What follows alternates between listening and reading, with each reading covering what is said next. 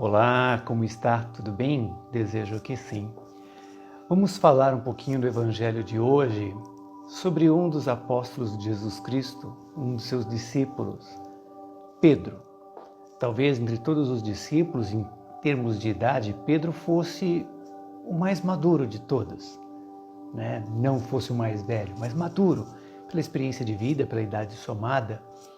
Mas Pedro tinha uma característica diferente dos demais discípulos de Jesus Cristo. Entre todos os escolhidos, Cristo sempre procurou aqueles que poderiam realmente levar a sua palavra adiante com convicção, com conhecimento e que vivenciasse esses ensinamentos. Pedro tinha uma característica diferente dos demais, porque Pedro parecia aquele universitário que observa muito o seu mestre, fica observando para poder aprender e colocar na prática e ter convicção das coisas que estão falando. Sim, Pedro era um grande observador. E por ser um grande observador, conseguiu aprender com grande facilidade e com um coração também.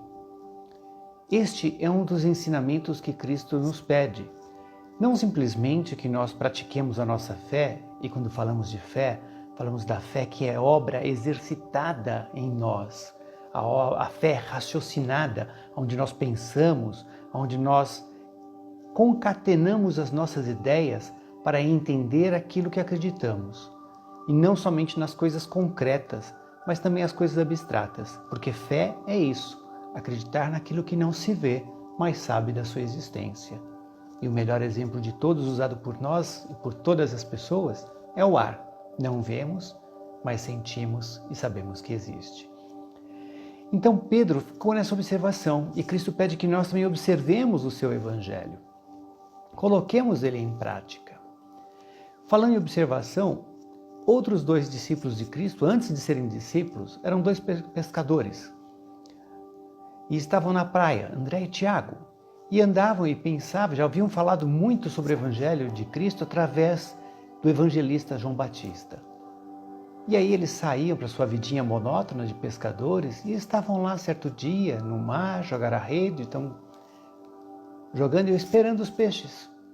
E observo que na praia passava um homem caminhando em passos firmes e ao mesmo tempo calmos e serenos. E ao notarem a presença daquele homem lhes dirige o olhar e ficam olhando. E essa energia similar entre os olhares deles faz com que se aproximem.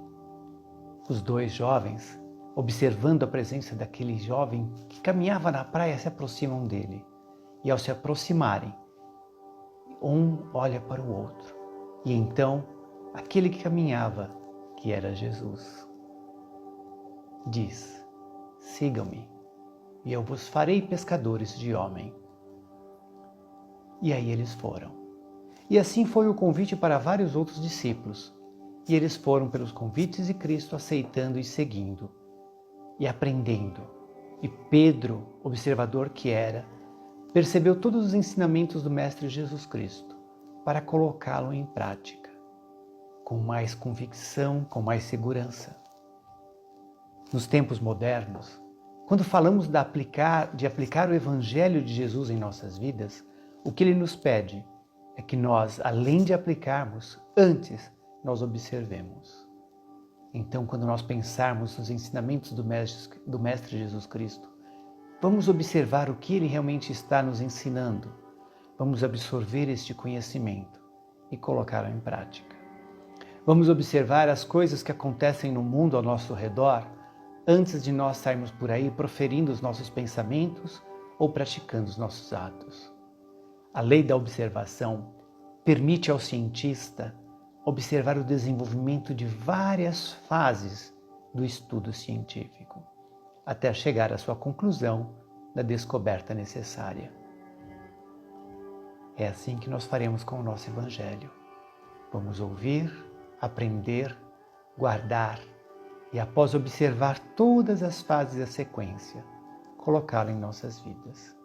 Observar como o amor de Cristo transforma cada um de nós, como o Evangelho nos restaura a verdade, como Deus coloca em nossos caminhos situações para o nosso progresso e a nossa mudança. Então, o convite é: vamos observar mais? Vamos praticar depois de observar, para ter a convicção e a segurança?